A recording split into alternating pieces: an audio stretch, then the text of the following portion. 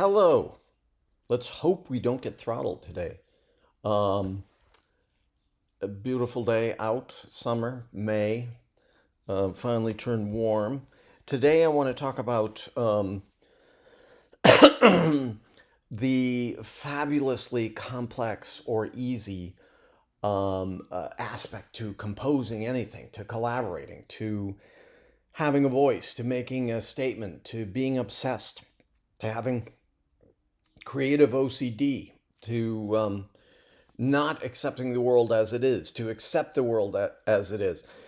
In a word, I want to talk about composition, bringing all of these very, very stimulating and complicated images together to collaborate with other people, to have a dialogue, to not be wedded on a vision, to know when you have to be wedded to a vision, to have some sort of strength, to work on your people skills, new thing, huh? And to just have fun with reality out there.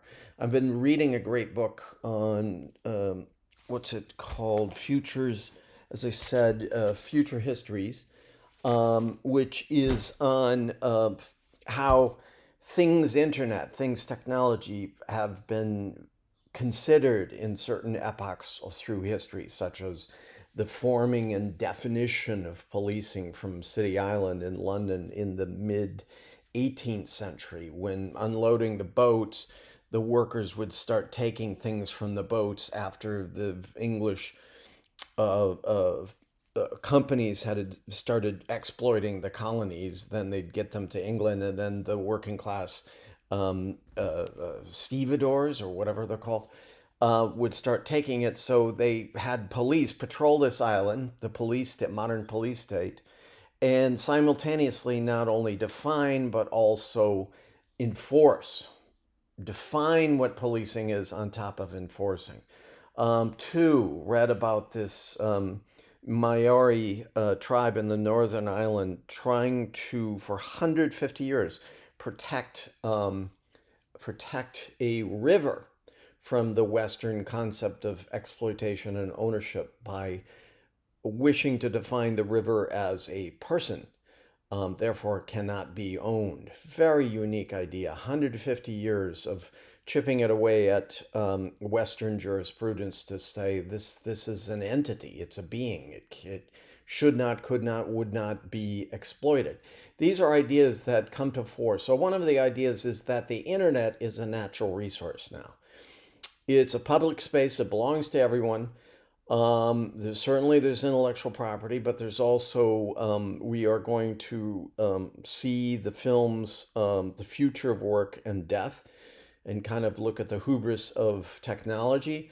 And also A Social Dilemma should be on your list. Both are on Netflix or Amazon or out there for $3 if they aren't free, if you don't have an account. So we're doing this to juxtapose. So not in addition to doing 20 blog essays, premise, conclusion, about certain subjects that you start with, about what you notice in this art and technology, performance technology, introduction to theatrical design or public performance design. I want you guys to be inspired. Inspiration, sitting here on a beautiful Sunday, having a beautiful cup of coffee, sitting in a beautiful space, not wanting to go down a rabbit hole. We go down a rabbit hole.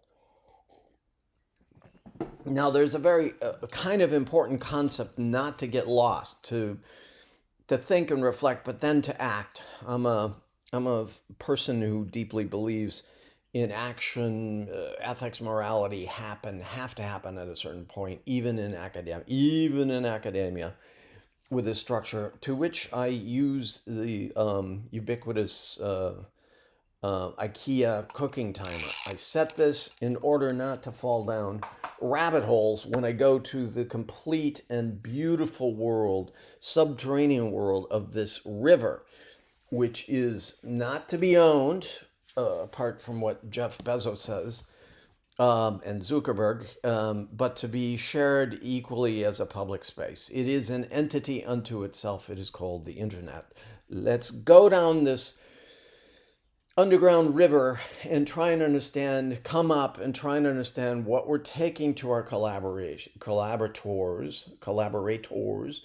taking to ourselves as a future being, which is an otherness subject, um, and what we're coming up. Ownership in the Western sense, I read this great quote, is a sense of possession in the face of wanting to sell something or to get rid of something. So ownership is seldom to do in the Western concept about living, being, using, not exploiting.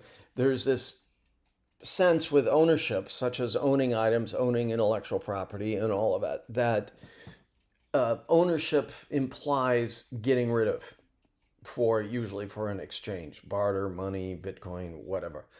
We're going to be looking, we respect copyright laws.